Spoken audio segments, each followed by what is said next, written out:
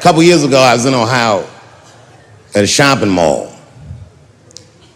An old white lady, this is true, she was following me around the mall, which sounds paranoid, but I'm sure she was following me.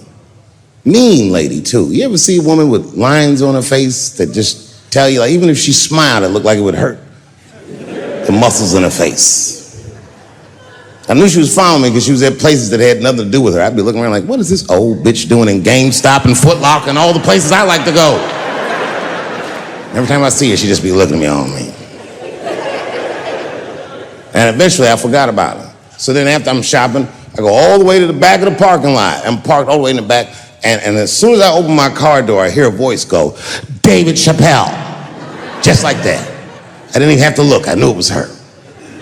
And I looked back and sure enough, there she was, that face. To be honest with you, she probably wasn't even that old. She's probably around my age. But she was a white woman. This bitch looked terrible. I kept my cool. I was nice. I said, hello, miss. And she didn't say anything back. All she said was, I watch your comedy. I said, uh-oh. And then she says, this is true. She goes, it sounds to me like you hate women. I said, well, you know what, miss? It's art. And you're free to interpret this art however you'd like. But I can tell you, as the maker of this art, that I don't believe that I feel that way. And she said, well, I think. And I said, shut up, bitch. Shut the fuck up. Before I kill you and put you in the trunk. Ain't nobody around here.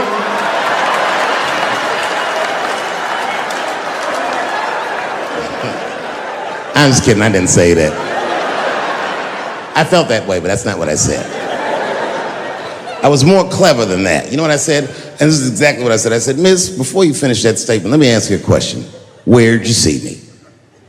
Did you buy a ticket to a concert I did? I doubt that. Or maybe you watched one of my specials on Netflix. Or did I follow you to your car and do my act?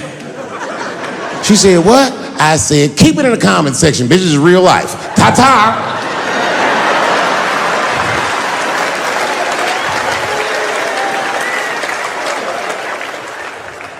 And then I drove off. You can see it.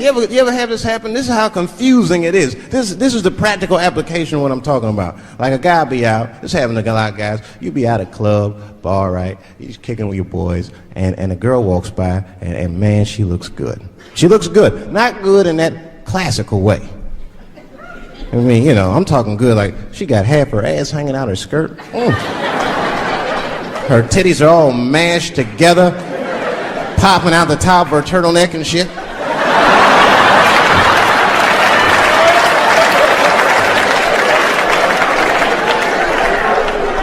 And you with your buddies, right?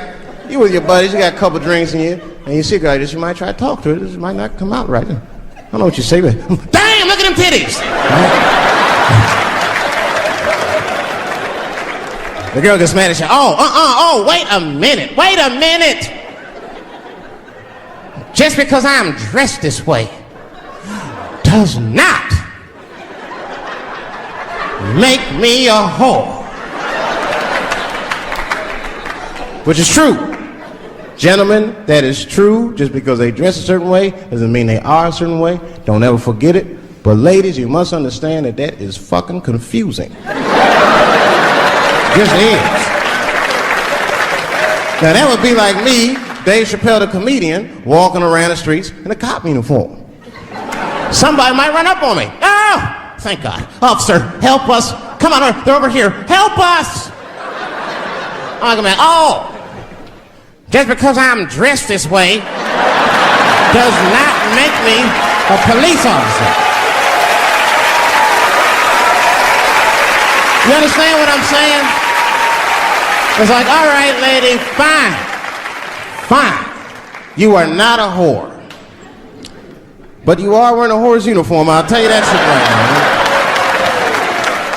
now. Another time, about 6 years ago, there was a lesbian woman that that tried to sell a story about me to TMZ. Thank goodness TMZ could see right through the sham of that story. This woman claimed that I beat her up in a nightclub because she was a lesbian. That is fucking crazy. Bitch, I didn't even know you was a woman.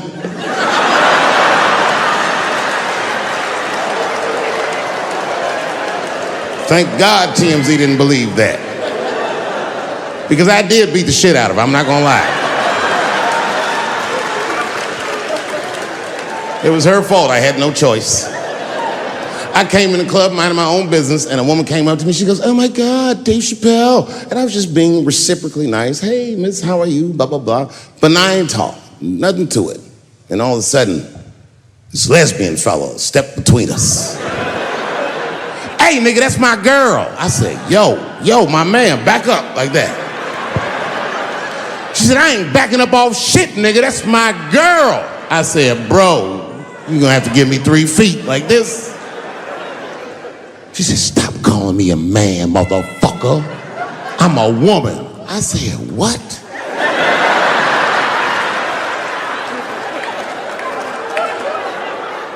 And then I looked deep in this nigga's cheekbones. I said, "Oh my God, you are a woman." It was just too much for me to even wrap my mind around. But I tell you what, I unballed my fist immediately and I softened my posture so that she would know she's in no danger. I even changed the tone of my voice. I said softly, sweetly, like a pimp might say. "Bitch, I'm about to slap the shit out of you."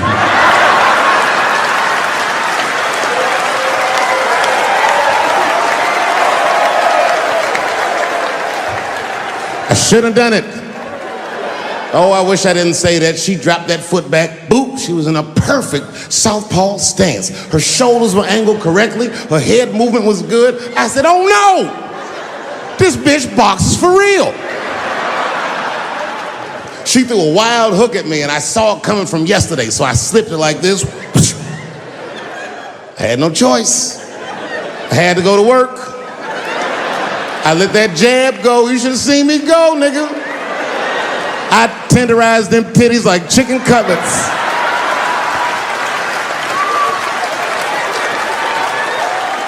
I whooped the toxic masculinity out of that bitch.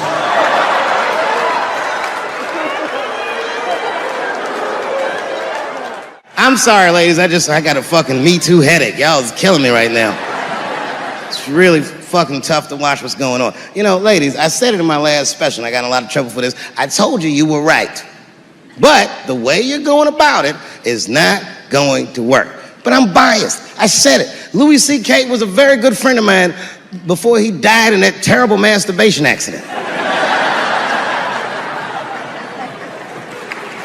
And it was his room. You read the story. He was masturbating in his own room. That's where you're supposed to masturbate. And then he said, "Hey, everybody, I'm gonna pull my dick out." Nobody ran for the door or nothing like that. They all just kind of hung out like, I wonder if this guy's serious. And he came on his own stomach. There it is.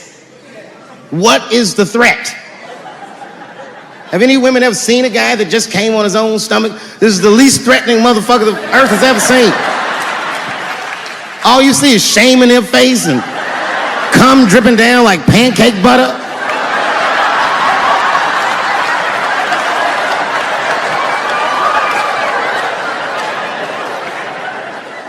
He didn't do anything that you can call the police for. I dare to try. Call the police on him. "Hello, police? Yes, I am on the other line with comedian Louis C.K. and I think that he is masturbating while I'm on the phone."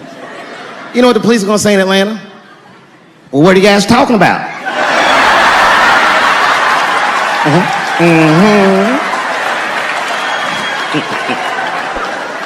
Caitlyn Jenner, whom I've met, wonderful person.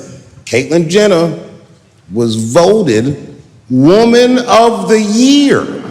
Her first year as a woman. Ain't that something? Beat every bitch in Detroit, she's better than all of them. Never even had a period, ain't that something? Oh, I'd be mad as shit if I was a woman. I'd be mad if I was me. If I was in a BET Awards sitting there and they're like, "And the winner for Nigger of the Year, Eminem, my man." The only thing in our society that bothers me the most is the way that men and women don't get along no more. That's really what's bugging me about it. Men and women just don't get along. Like I hear women say this all the time. I know a lot of you sisters be like, chivalry is dead. Don't you? Don't y'all feel that way? Like men aren't gentlemen anymore? That's right. Chivalry is dead. And women killed it.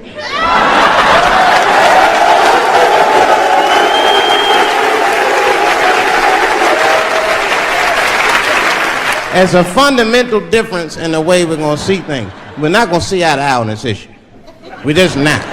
Our tests in life are different.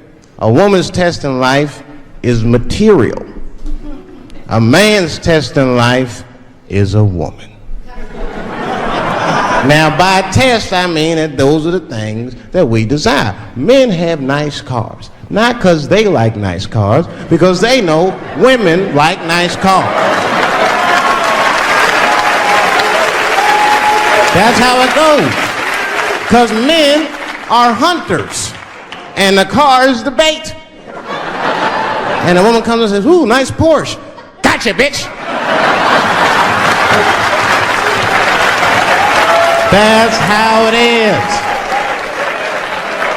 That's true. Come on now, you go to a woman's house, her house be comfortable as shit. Women love comfortable surroundings, so men get comfortable surroundings. But let me tell you something. If a man could fuck a woman in a cardboard box, he wouldn't buy a house. But that's still not where chivalry got killed. Chivalry got killed by the feminist movement on the magazines that got women going crazy, because women got too much advice about men from other women.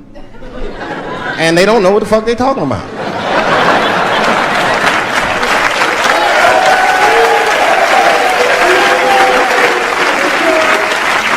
And it's true. I see this shit in the magazines. I don't read them, but I be seeing the cover. I be in the grocery store, fellas, you look at one of the magazines like, what is this? And they say on the cover, 100 Ways to Please Your Man by some lady.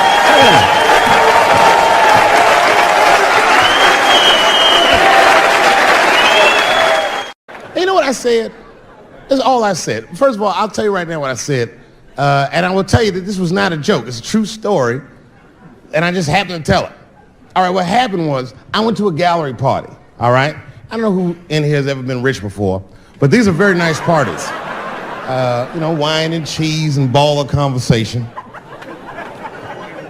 And there was a few eccentric types, one of which was a very wealthy man that happened to be wearing a dress. I don't know what you call him, man. This is a tranny or drag queen, perhaps.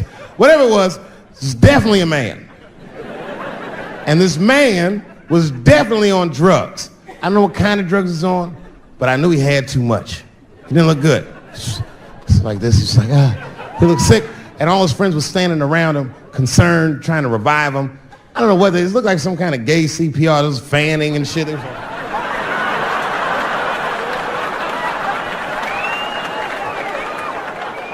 I saw all this from a distance. Now, I should have minded my own business, but I got curious. I was like, oh. And I went over there. All I said, excuse me, gentlemen, is he okay? And then they looked at me like I was evil. Oh. She is fine. I said, word? Oh. I'm sorry, I didn't know this is what we were doing. Here's my thing. I would support anybody's right to be whoever they feel like they are inside. I'm your ally in that. However, my question is, to what degree do I have to participate in your self-image? Is it fair that I have to change my whole pronoun game up for this motherfucker? That doesn't make sense. Seriously. If I put on an Argyle sweater and I'm like, hey everybody, I feel like a white guy in this sweater and I want some goddamn respect and a bank loan. That's not gonna work. Give a fuck how I feel. Why should I give a fuck how you feel? Nigger is a pronoun. But there was no time for philosophical debate. This was an emergency situation. I said, fine. Sorry, guys. I was just worried because she looks terrible. She just fell off the bench. appears that her dick is popping out of her dress. You mind if I call an ambulance, champ? I'd rather not be at a party where a tranny ODs. There's too many questions to answer.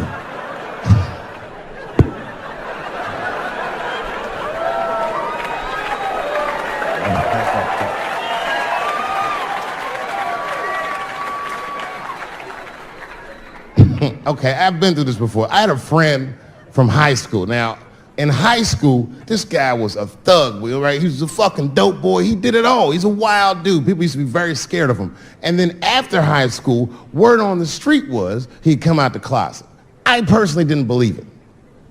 I bring him up because last year, he calls me out of the blue like, yo, what's up, man? I got your number from so-and-so, and I heard you're going to be in New York doing a show. Could I get some tickets? I was like, fuck yeah, get some tickets, man. How you been? He said, well, we'll catch up at the show, man, but yo, I appreciate it. I'll see you soon. I said, all right, man, take care. And I was about to hang up, and I couldn't resist. I was just like, hey, nigga, I heard you was gay. What's going on with that?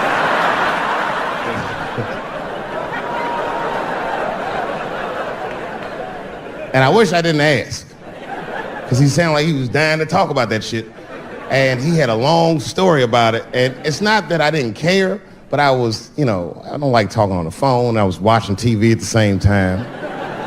So I just wasn't really paying attention like I should. But I was trying to sound supportive, but I didn't really know what to say. So I was just like mumbling shit throughout this conversation. I was just like, nigga, you gay, man. You just gay.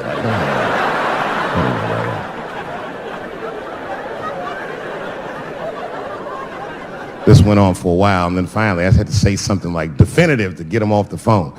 And I was like, hey, man, you know what? Don't let people get you down, all right? And the next time someone tries to make you feel bad about yourself, just remember, everybody fucks funny to somebody.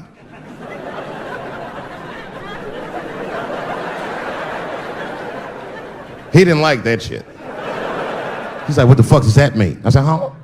He said, you saying I fuck funny, motherfucker? I said, no, that's not what I'm saying. I'm saying everybody's different. He said, you ain't say different, nigga. You say it funny. What's so fucking funny about the way I fuck? And I said, hey, man, I fuck feet.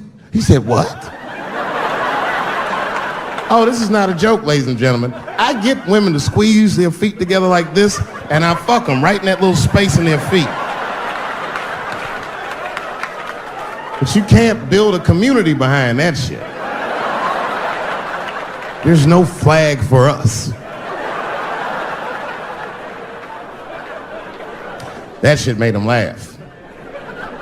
And the next day, after the show, I saw him backstage. He was like, yo, what's up, man? I'm like, oh, shit, what's going on? And he had his buddy with him. He goes, Dave, I want you to meet Manuel. Manuel's my fiance. We're in New York getting married because it's legal here. I said, well, congratulations, fellas. And Manuel was like, gracias. And he went to go get some drinks. And then my buddy looked at me, he was like, so Dave, what do you think? And I started mumbling again. You gay, nigga, you just gay. He said, yeah, I'm a little nervous about getting married, man. It's a big step. I said, yeah, it is. It's a big step. He said, well, you've been married for a while. You got any advice for us? No, I'm married to a woman. Sorry about that. And they corrected me. He said, no, you married the person that you love.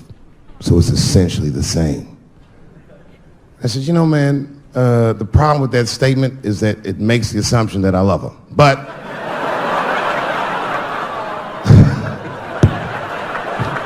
you guys lighten the fuck up. Of course I love my wife. She laughs at this shit. As a matter of fact, she eats and spends this shit. You know what I told him? I told him, I said, you know what you should do, man? First of all, you shouldn't do it. I'm talking about being legally married. It's not that you're gay as much as just legal marriage is a fucking diabolical leverage game in the United States. I'm just being honest. Devoid of religious significance or the idea of love, marriage is nothing but an awful contract that you shouldn't sign. I'm just being real. Because you start out loving each other, and then like 2 years later, you're just building a case against one another for a hypothetical court date that may or may not ever happen. You throw being gay on top of that, that shit is explosive. Like it's that Ray Rice shit. Okay, right after Ray Rice went through all that shit, I was at a party and I met this kid, Michael Samms. You know Michael Samms? Very nice guy. He's the first openly gay NFL player. And Mike is a very nice guy, very brave guy. But when I met him, I couldn't help but thinking, now what's going to happen when Michael Samms beats his wife up in the elevator? Is that domestic violence, or is that just two niggas working shit out in the elevator? You know what I mean?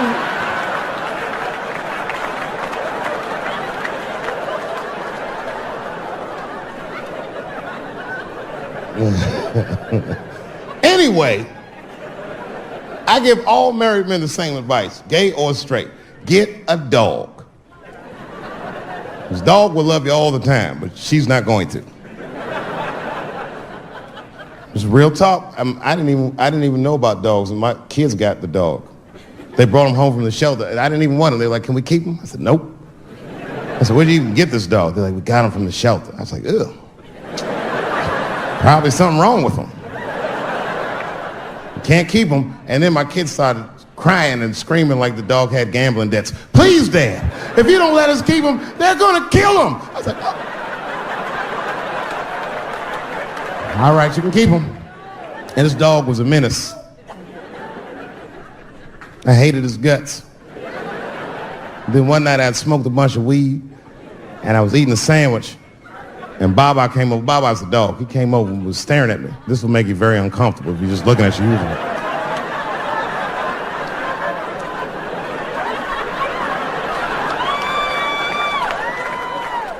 I had to give him a piece of my sandwich so he'd go away. And that's how we became friends.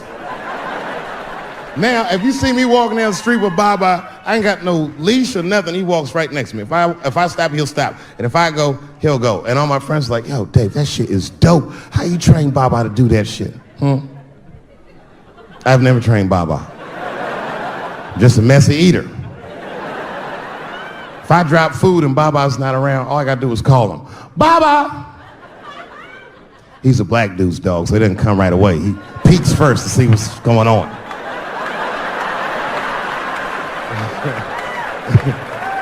I gotta tap my foot so he can see the food. "Over here, little buddy." And he's like, "Thanks, Dave." He'll come get it and run off.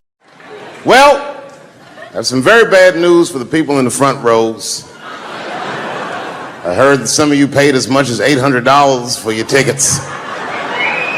Sadly, I did this same show a couple weeks ago in Atlanta for $60 a head. Can you imagine? Nigga, you could have flown to Atlanta, got a hotel, had some dinner, and came back and you still have a little money left over, niggas. Paid way too much just to see me in this gay-ass neighborhood. All right, let me roll up my sleeves and tell these pussy jokes. Will told me to say there hasn't been this many pussy references in this room since Cats was here.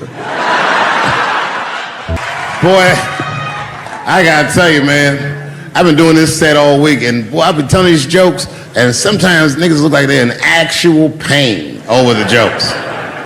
None of it's that bad to me, but I understand why it could hurt some people's feelings. So tonight,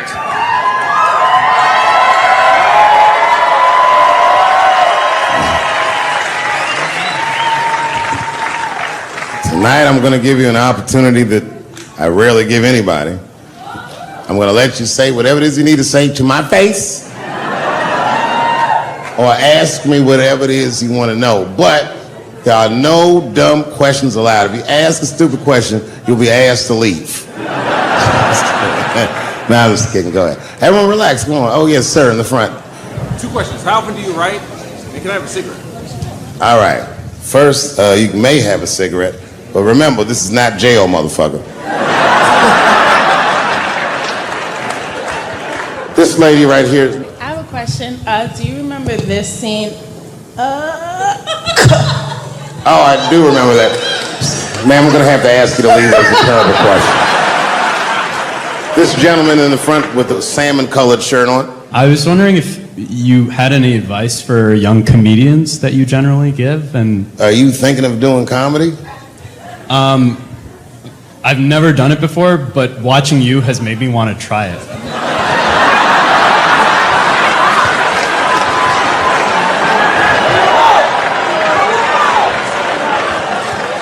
I don't know if that's an insult or not. It's a compliment. It's. I mean, niggas don't say I've never done brain surgery, but it looked a lot easier than I thought. I'm teasing. All right, here'd be my advice. Okay, I don't know how comedians start nowadays, right? But what I would suggest is just start. And once you start, you can't really stop, no matter what happens, no matter how bad it gets, no matter what people say. You know what I mean? Because comedy is weird like that. You know why I hate watching other comedians do comedy? Not because I hate other comedians, but because I love comedy so much. It's like watching somebody else fuck your girl. And I say, fuck her better than that. Yes, you on the aisle up there, the lady with the long, yes, you standing up, I see you. My favorite book of all time, The Narrative of the Life of Frederick Douglass.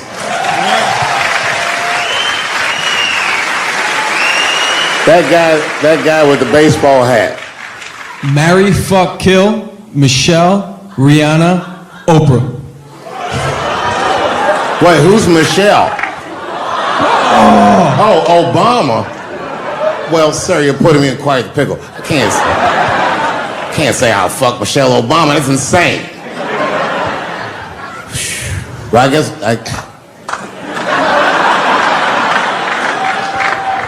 I mean, because I wouldn't kill any of those women, but I'd fuck all three of them.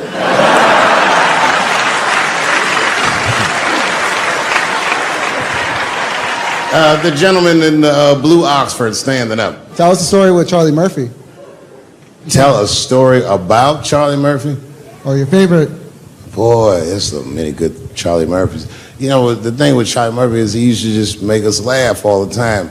And I used to ask him about all the old Hollywood shit I was curious about. Like when they used to accuse Michael Jackson, I remember asking once, I go, Charlie, do you think Michael Jackson actually did those things? And he said, let me ask you a question, Dave. He said, say it is illegal to fuck women. How long are you staying out of jail? So God bless Charlie Murphy wherever you are. Charlie, I love you. Who do you think is going to win the 2020 election? All right, I'm going to put a pin in this, but I'll tell you right now, fella, I don't know, but I think Trump has a better shot than a lot of people would like to think. I'm just saying, it all depends on how the left talks.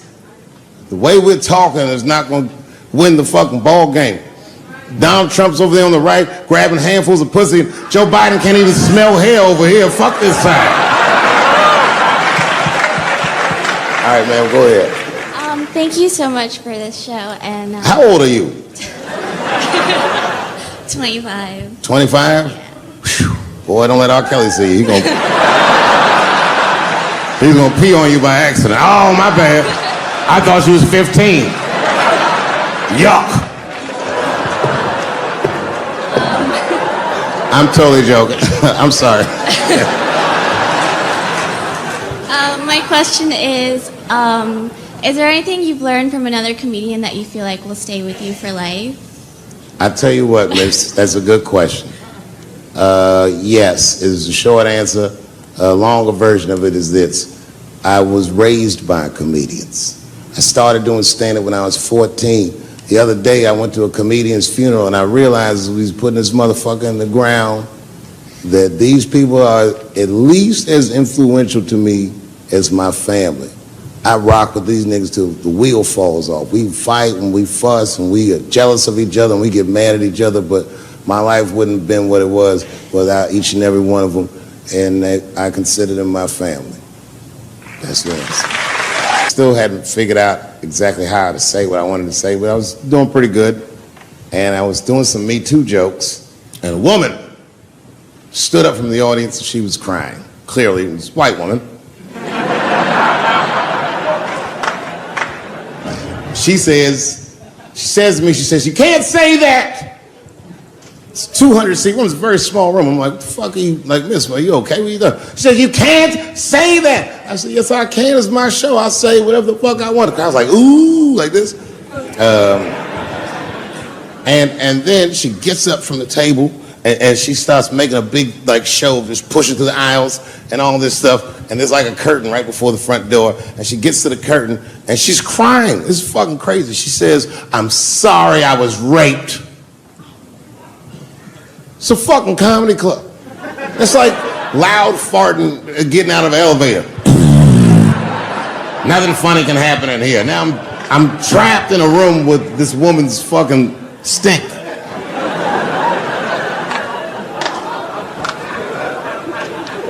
And I say, Miss, it is not your fault that you were raped,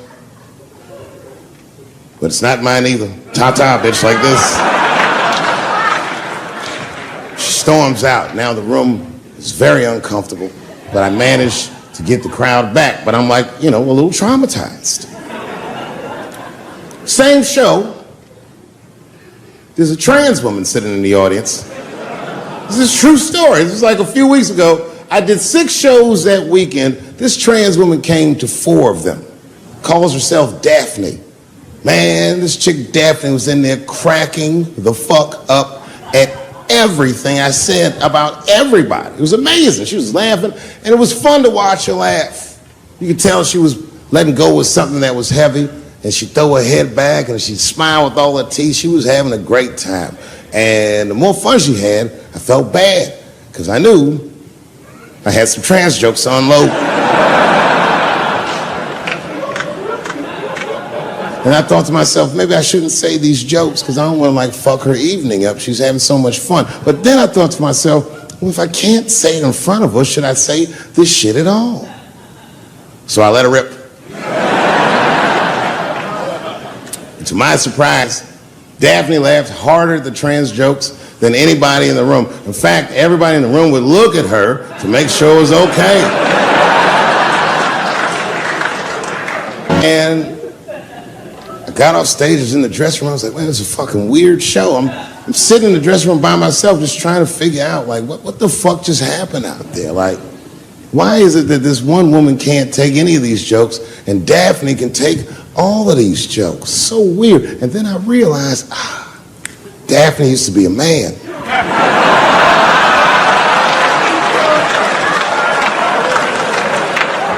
So now I go out of the dressing room and you can see all the staff was there cleaning the club up. The audience had gone. And sitting at the bar by herself was Daphne. And she's like, "Hey, Dave, come join me for a drink." And I don't want her to think that I'm transphobic or nothing. So I'm like, fuck, I guess I could have at least a drink. And we get some tequila and we're sitting there. And she was fucking cool. Turns out that Daphne, she wants to be a comedian. She was asking me for advice, and I told her advice and all that shit. And then she says to me, "Boy, you sure do get a bad rap for your trans jokes." I said, "Daphne, thank you, but you don't have to say that. I hope I didn't offend you." She goes, No. She said, "In fact, I read about you in the New York Times." I said, "You did?" She said, "Yeah." She said, "I thought it was interesting that they blamed you for R. Kelly. They said you normalized him for telling jokes about him." I go, yeah, they said that." She goes, "I wonder why they never said that you normalized transgenders by telling jokes about us." And I'd never thought about that. It never occurred to me. And we started making out. And then I reached up just to see what it felt like. I was like, what? And it felt like pussy, didn't it? It was just like, go ahead, ask me a question. What the fuck you gonna do if Trump get reelected?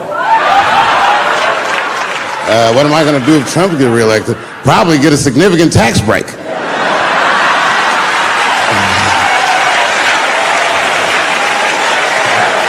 Hey, you want to know why I don't even talk about Trump in my show? Because that motherfucker is not the hokey pokey. He is not what it's all about. There's millions of people that put him in power, and the ideas that he puts forth are not his own. He's singing poor white people's greatest hits. So why the fuck would I worry about him and not the other millions? Really, you know who I'm gonna vote for next time if things keep going the way it's going is that gay dude. No, Mike Pence. a safe place where I could tell some jokes. And I find out that this comedian I know, Chris Tucker, who's in all those Rush Hour movies, I find out that Chris is in San Francisco too at some charity event. So I call him, I'm like, yo, I just saw you at some charity event. I said, I'm doing a show at the Punchline. Why don't you come by the club after your event? He's like, cool, Dave. I thought you was dead, nigga. I'll come by.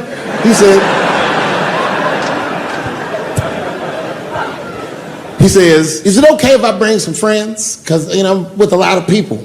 I go, man, you Chris Tucker. You can bring whoever the fuck you want. And then I show up to the club late that night. And I walk into the dressing room. And sitting in the dressing room is Gavin Newsom, who at the time was the mayor of San Francisco, but now he's the governor of California. And sitting next to him was Kamala Harris, who at the time was the DA of San Francisco. Now she's the senator from California that's front running on the Democratic ticket. And sitting next to her was Al Gore. It's fucking weird. And sitting next to Al Gore was the guys from Google, Sergey, and I don't know how to say these. All right. And it was Chris Tucker and Ben Jealous, who at the time was the president of the NAACP, who was all just at this big charity dinner, and Paul Mooney was drinking scotch. And we all was just in there. And, you know, at first I was a little uncomfortable when we started talking, and we all got along really well. Well, at some point, Kamala Harris she says to me, she goes, you know, a friend of mine is announcing his candidacy for president tomorrow. I went to college with him. I'm like, what? I go, Barack Obama? She goes, you've heard of him? I'm like, yo, I just read about this dude. And she goes, yo, yeah, blah, blah, blah, we talking. She goes, you know what? She says, let's call him on the phone. I said, what the fuck? And she picks the phone up and she dials and she's listening like this. And she goes, this is voicemail. And she gives me the phone, she goes, leave him a message. You know, I didn't know what to say. I just said what you say to any black dude that's running for president. You know, stay low, running a zigzag pattern, this kind of shit.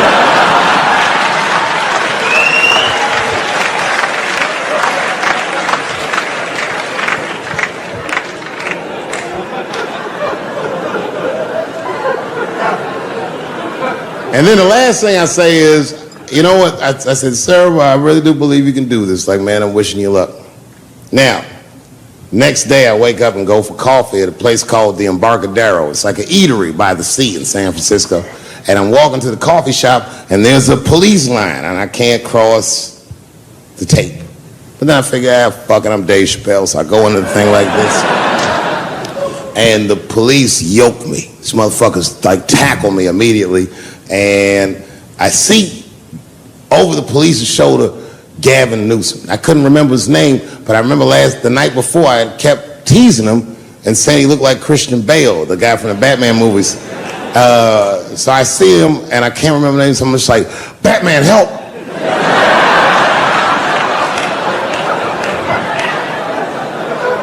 And he stops, he's like, Dave? And then the police see that the mayor knows me, so they're all like, oh, sorry about that. And he's like, hey, back up, everybody. And he just picks me up. He's like, I'm really sorry about that. I'm like, I'm fine, don't worry about it. And he's like, listen, I'm here with Prince. Would you like to meet him? I'm like, I know Prince. That's my nigga. And we go around the corner, and it was Prince Charles, the Prince of England. I didn't know the protocol of meeting royalty. You're not supposed to touch him. I dapped him up like a nigga. My nigga. Hugging him and shit like this, dapping him up, like this. And that nigga was cool too. I was like, it's really fucking weird. And then I was just out there in the upside down, not having no TV show, trying to figure life out. And the election was going on in the background. And this guy, Barack Obama, was picking up steam. This motherfucker was killing it. And I had a chance to go to the last debate on the Democratic ticket.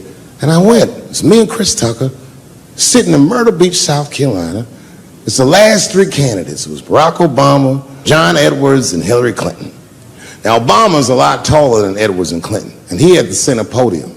And at one point, They're all on stage and they start fussing, and Obama goes, look, none of us are perfect, like this. And his hands was like this, and there was light shining behind his head, and the other two candidates was looking up at the nigga, and I was sitting in the audience like, this nigga looks like Jesus.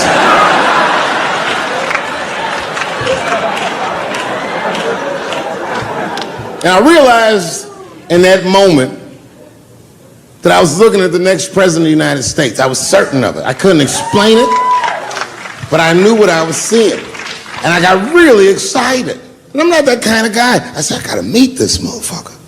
So I stayed.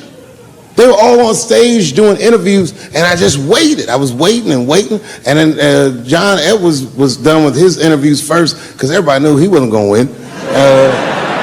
And I see John Edwards, and I said, hey, Senator Edwards, I just want to say hi. And that motherfucker looked at me like, I'm like, fuck you, nigga, you gonna lose anyway. And then he left, and then Hillary Clinton just walked by me in one of them Steve Harvey suits.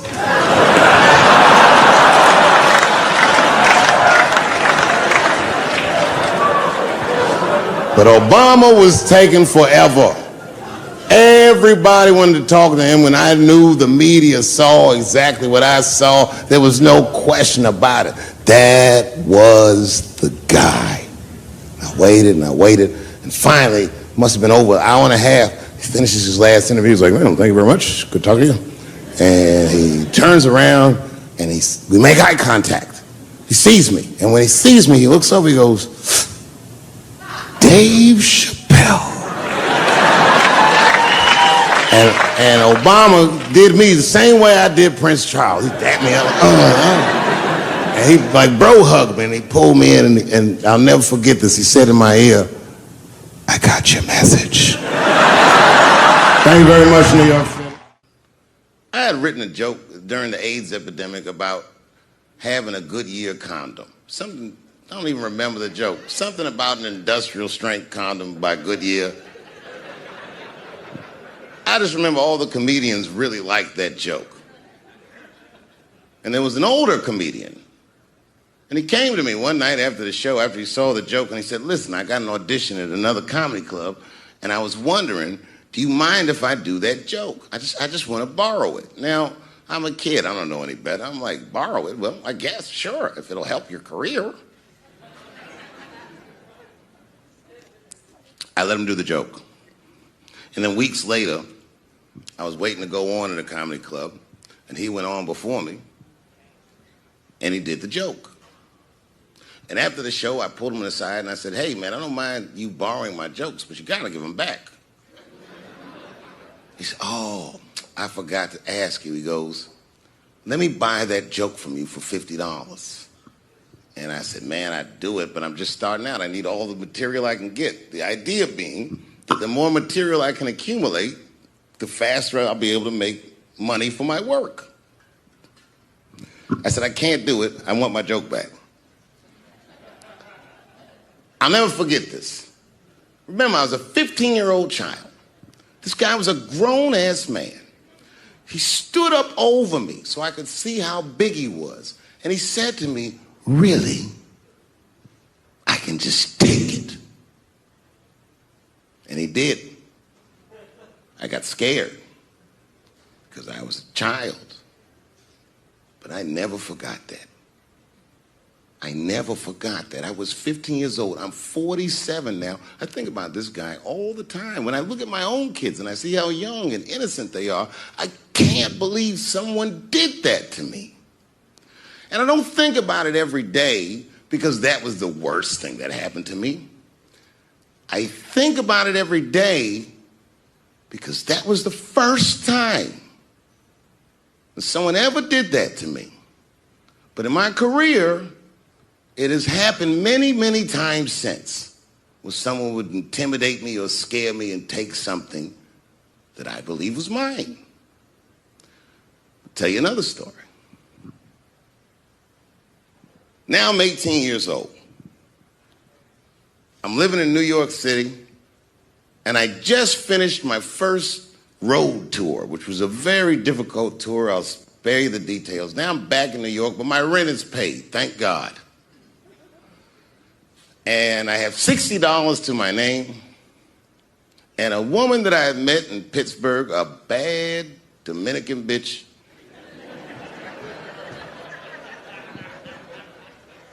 was coming to New York. She was going to spend the weekend with me. I couldn't wait for her to get there. She was coming that evening. But remember, I only had $60 for a whole weekend to entertain a bad bitch. Now I'm walking through Greenwich Village, and I see something I've never seen before. 3-card Monte. You know what that is? Yeah, the guy had the whole thing. The table was set up, and he had the 3 cards, and the crowd was hooting and hollering, and he was like, find the red card, find the red card, and people were playing. Sometimes they win, sometimes they lose, but it was really exciting, and I'm standing there watching it, and I noticed while I'm watching them play this game that the red card, the one you're trying to find, had just a little bend on the corner. And I'm watching it, and I'm like, yo, this guy doesn't seem to know that red card is bent. I'm going to beat this motherfucker.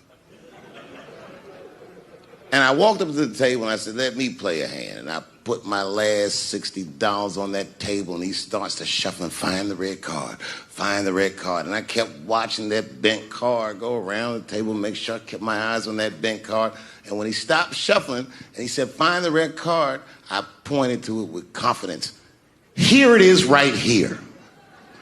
And he flipped it over, and it was black. And he took my money. I couldn't fucking believe that. How did this nigga do that? Was that magic or sorcery? I was confused. So you know what I did? I sat there and I watched him for a real long time play the game. And I realized that all those people who was doing all that hooting and hollering and betting, my God, they were his friends. They were in on the whole thing. I felt so wronged. I felt so stupid. And then the next sucker came up to the table and was about to put his money down. And I said, fuck that, man. Don't put your money there. All these niggas is in on it. It's a trick. And when I said that, the guy that was dealing, and this motherfucker was huge, snatched me up by my collar. Feel how strong he was when he grabbed me. I was a skinny little guy. And he was gonna maul me. The only reason he didn't, I'm sure, is because he saw the fear in my face. And that fear, he looked at me. I saw his eyes go from hard to soft. He softened. Then he looked at me like the way a father would look at a child. And he said to me, young man, don't ever come between a man and his meal. I never forgot that either. Most niggas would have to run the streets for years to learn a lesson that profound. It took me 2 seconds. Never get between somebody and their paper. Taking a man's livelihood away from him is akin to killing him. Do you know why Prince, the famous rock star that was a friend of mine, do you know why he called himself the artist when he came back? He calls himself the artist because that's what they call us in our contracts. Oh, these contracts are crazy. You should hear the terminology they say in these contracts. To use your name and likeness in perpetuity throughout the universe. Who the fuck could possibly know what that means? Nobody does. It's so complicated, in fact, that when you're a kid like me, you have to hire somebody to tell you what that means. And you sit down at a table and you do the contract game. And that's how I got with Comedy Central.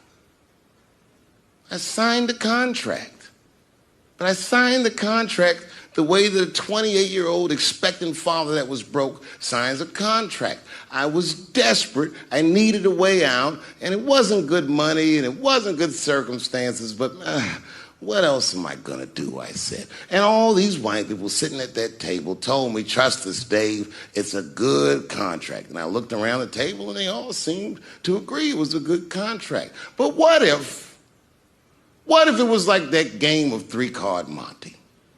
What if they were all friends and I didn't know it? And the bag of money was Iceberg's money in the first place. What was I talking about? What was I trying to tell you? Last week, 2 weeks ago, whenever it was, I call Lauren Michaels and I tell him, okay, I'll do it. I'll do Saturday Night Live on election night.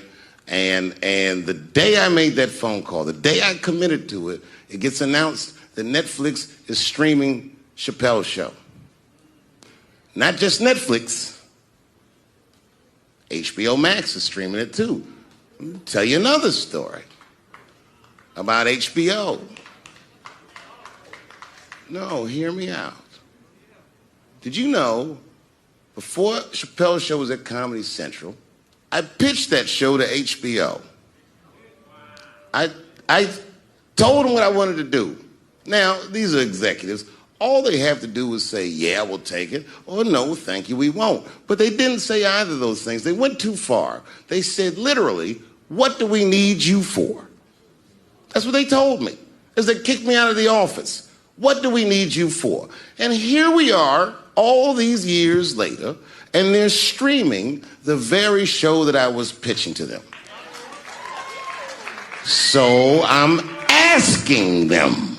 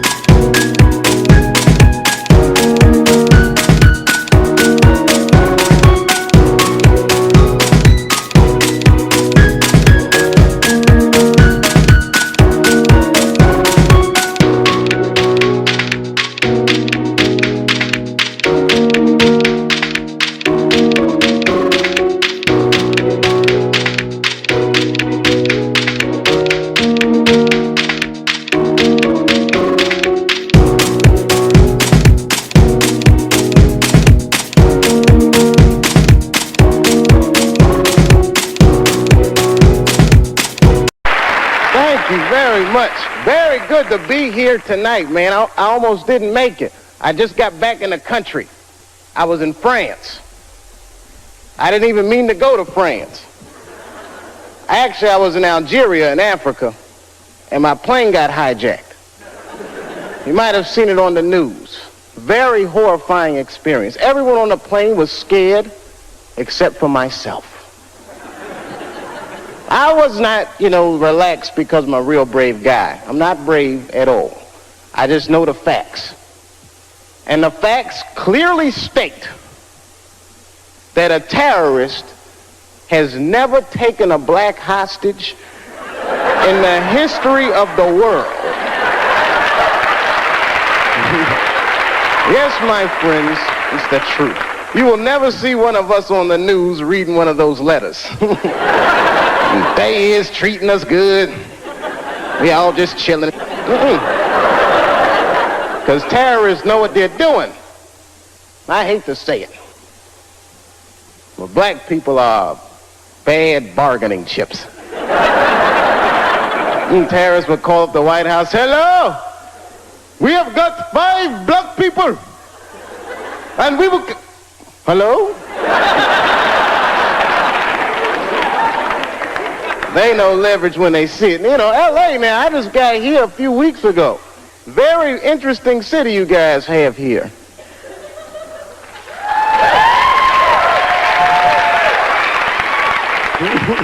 I guess you like it. I like it too, man. I just gotta get used to the pace of this place. I mean, I look like a real slow guy, but I like contrast. Speed turns me on. You guys stand on the escalator. That drives me crazy. It's going up. I can't walk around you or anything. And I can't drive too good. I don't like driving anyway. And then come to think of it, the first week I was here, they stole my car.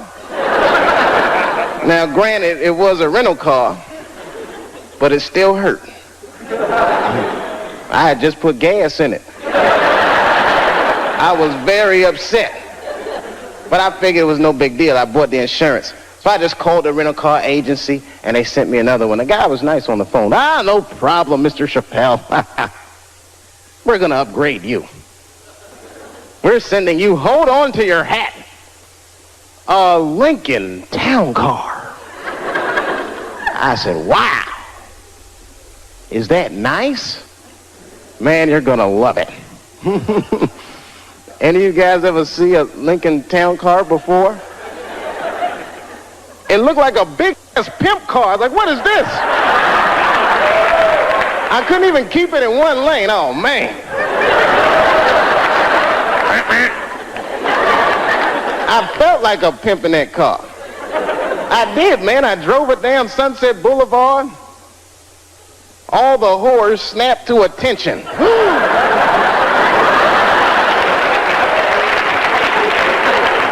lot of weird stuff happens here, man. You guys on a roll with your natural disasters and riots and woo! This place is, it really fascinates me. New York is bad too. I live in New York now. New York's bad.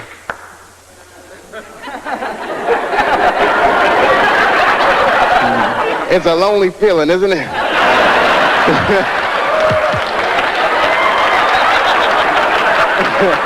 I know how you feel. It's different, isn't it? New York is bad in a different kind of way. It's so dirty, man. The wildlife is dirty. You ever see a New York squirrel? I'm scared of squirrels because of them. They are just filthy. Any of y'all know what squirrels are supposed to eat? Anybody? Nuts. That's what I thought. You know what I saw a squirrel eating in New York? An Egg McMuffin. Something is right. Anything they can find. They chew gum, they smoke old cigarettes. They're just foul animals, man. That whole city is crazy. I don't know. You ever notice, I don't know, like I see a couple kids in here. I don't know if you kids read comic books. You notice, though, most of the superheroes live in New York because we desperately need them. But I think New York is rubbing off on superheroes because they're all like very bad role models for children. I don't know if you've ever noticed that or not. Like look at Wonder Woman. You ever just take a good look at her? Look at her clothes. Tacky, tacky, tacky. Big old red hooker boots and blue underwear with stars. What the hell is she dressed for? Look at the weapons they give a woman to fight with. a golden lasso that makes you tell the truth. What is she gonna do with that? You know, just catch a bad guy. Gotcha! I wasn't gonna say anything earlier, but this lasso just squeezed the truth right out of me. Terrible thing. And I'm not just picking on the women either. I'm talking about all superheroes. Can't stand superheroes. They're so prejudiced too. You ever notice how prejudiced superheroes are? They only fight crime for the very rich. Think about it. You will never see Batman in the projects wasting his goddamn time. I can see him now. He's just robbing. Yes, Batman. Didn't we park the car right here, man? What the hell happened?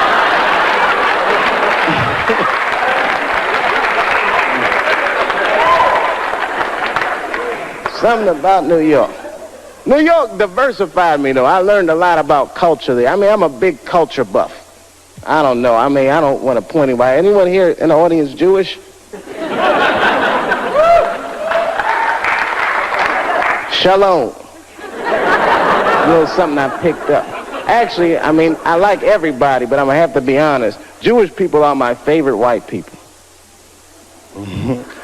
You guys are the only ones that can grow an afro if you really wanted to. I am so impressed by that. I just like the whole thing, man, and you party like black people. You're so similar.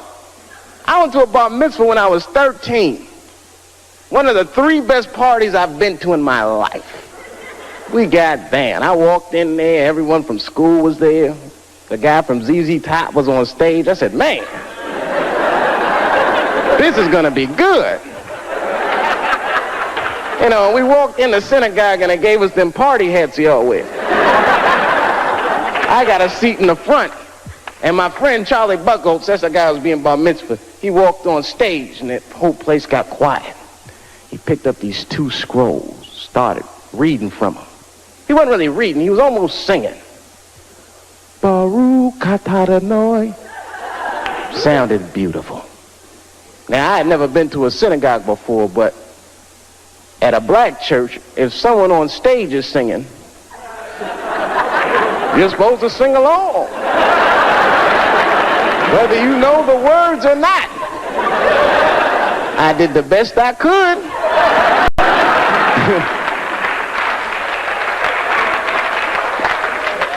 Then things really picked up.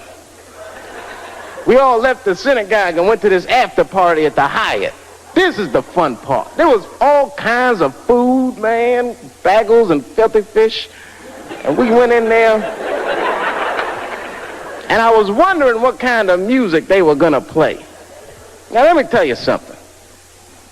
I don't know who this Hava Nagila guy is, but his album is slamming. They put that music on, the whole place just lit up. Everyone was dancing. I was breaking plates. Hey! And someone shouted out, sponsor. That's Greeks. Oh, sorry about that. Wrong white people. But anyway, we were having a great time. I didn't even know it was a tradition. You're supposed to pick the person who's being bar mitzvah. You pick their mother up in a chair and dance around the party. I did not know that that was a tradition. I mean, I was just thinking, man, we are out of control tonight.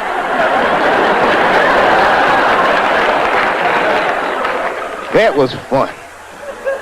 It broadened my horizons, man. I mean, I was a very ignorant child. I didn't know a lot of things. Like when I was growing up, I don't want to offend anybody here. Let me check the exits. Okay, when I was growing up, I used to think that all white people, don't be mad, I thought all white people were happy. Yo. Just to be white. I know it sounds silly. I thought you just walked around, hallelujah, I'm white. This feels great. Taxi. Just checking. Go ahead. Thank you, everybody. Dave Chappelle. Dave Chappelle. Excellent, Dave. Excellent.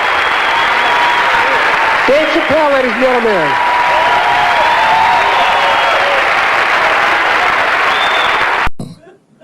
Don't forget who I am. Don't forget what I am. I am a black dude. And don't ever forget how I got here. My ancestors were kidnapped. I don't even know where the fuck I'm from. They were put on the bottom of boats. They sailed them across the Atlantic. Many of them died. Only the strongest survived. And once they got here, they beat the humanity out of my people. They turned us into beasts of burdens. They made us do their work. And the irony is, hundreds of years later, they called us lazy. We fought in the Civil War. We damn near freed ourselves. Then in Reconstruction, black people did great. My great-grandfather was a very wealthy man. But then the black codes came. Jim Crow came. There was 100 years of unspeakable oppression again. Lynchings, all kinds of terroristic acts to keep us in the margins of society. And yet we still fought. And Dr. King was born. And then things got better.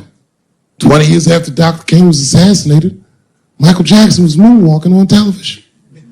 Something, Barack Obama.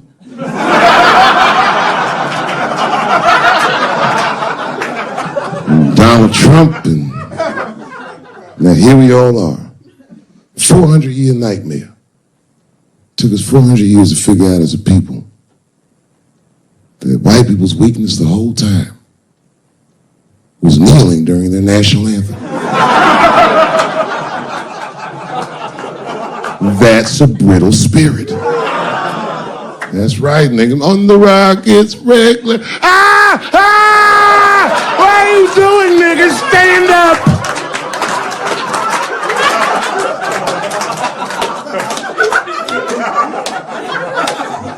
The Vice President of the United States got involved. Mike Pence got involved. He went to the game himself. These niggers will have to stand when they see me. And all them football players looked up in the stands and saw Mike Pence and said, Mike Pence, come on, y'all. Wu-Tang. Bow! Oh! Foiled. Brittle spirit. I could kill every white person in America at one time. You know how I'd do it? I would just wait for the Super Bowl. And right when they sang the national anthem, I'd have O.J. Simpson walk to the 50-yard line with them bad knees. What the hell is he doing here? Oh, I know what he's going to do. Stop him!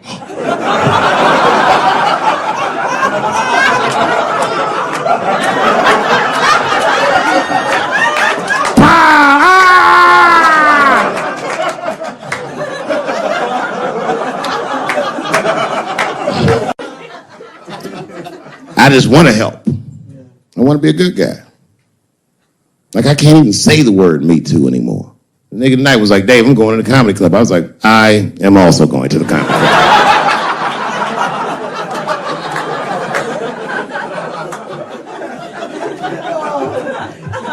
And I didn't even know it was happening, but I guess I became like a feminist in the last 3 weeks because I can't watch porn the same. Like, I watch it sometimes, but I can't click on these motherfucking thumbnails, not with those titles. Guy crams young girl in the ass with hard right. I can't click on that. Come on, nigga, give me something I can click on. Dude gets sucked off by a midget. Little person, I say to myself.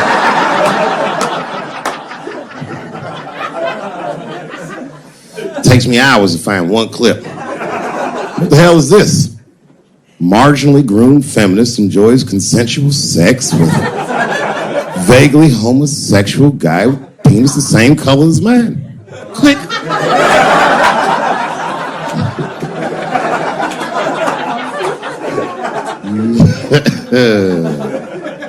There's a lot of black dudes haven't been getting Me Too. I don't want to jinx myself. You know why, though? Obviously, black women go through the same thing, right? The reason is because black women from slavery won't tell on us because they know that no matter how bad we black dudes are, white dudes are very mean. They're scared to see us get punished. My wife is Asian. She'd tell on me in a goddamn second.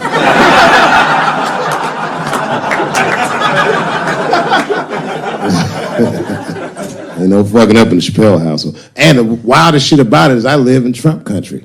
I live amongst the Tiki Torch whites, poor white people. And I'm rich. If it's ever pitchfork time, nigga, I'm in a lot of trouble. And nobody in my family believes me. I be trying to tell the kids, man, we gotta run these drills. They're like, we don't want to run your stupid drills. Too bad, son, you have to. Tiki Torch whites come upside, what are you guys supposed to do? Come on, Dad, what are you guys supposed to do? Squint our eyes and stand next to Mom. That's right.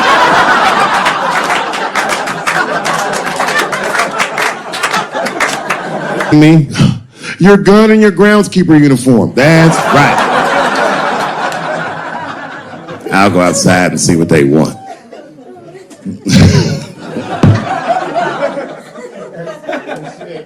It is wild, bro. Where you from, man? Where you from? New York. You from, what, Manhattan? Brooklyn. You are from Brooklyn, aren't you? You look like you can rob somebody with a hammer.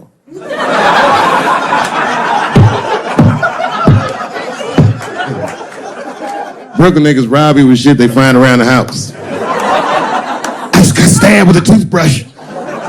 This nigga must be from Brooklyn. You gotta man the fuck up, y'all.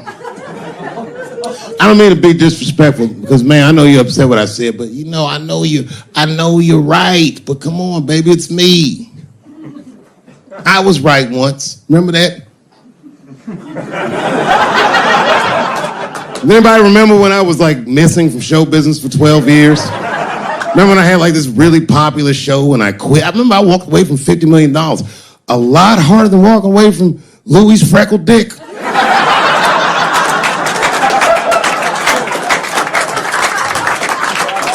I didn't know that I'd ever work again. And yet here I am tonight. Did my dream die? No. I remember that shit.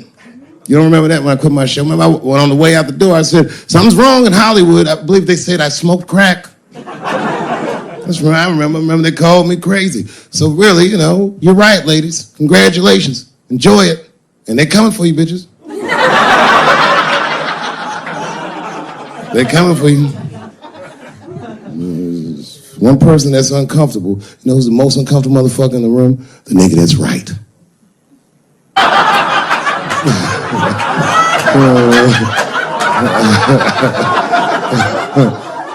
I was just walking around like Tom Cruise at the movies, just looking. And ruin the whole orgy by accident. It's easier to ruin an orgy than you think. All you gotta do is wait for it to get kind of quiet and then go, ew.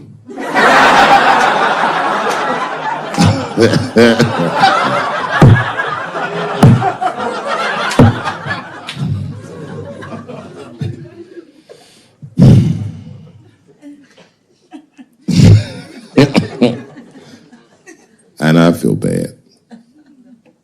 But I just feel like this is all happening for a reason. And ladies, I want you to win this fight. 10 years ago, I might have been scared, but you know, I got a daughter now, so if you win, she wins. So I'm rooting for you. And I agree with you. At least ideologically, I do. I don't know if you're doing it just right, but I mean, who am I to say? I don't think you're wrong. I just think that you can't make a lasting peace this way. You got all the bad, but the minute they're not scared anymore, it will get worse than it was before. Fear does not make lasting peace. Ask black people. And that's what it is. What this city really needs, without irony, I'll say this, the cure for LA is in South Africa. You motherfuckers need truth and reconciliation with one another. Because the end of apartheid should have been a fucking bloodbath by any metric in human history, and it wasn't. And the only reason it wasn't is because Desmond Tutu and Mandela and all these guys figured out that if a system is corrupt, then the people who adhere to the system and are incentivized by that system are not criminals. They are victims. and that the system itself must be tried. But because of how systems work is so compartmentalized as far as information, the only way we can figure out what the system is if everybody says what they did.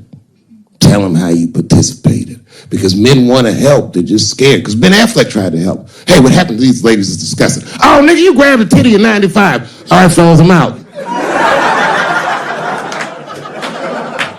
Fuck that, I ain't helping.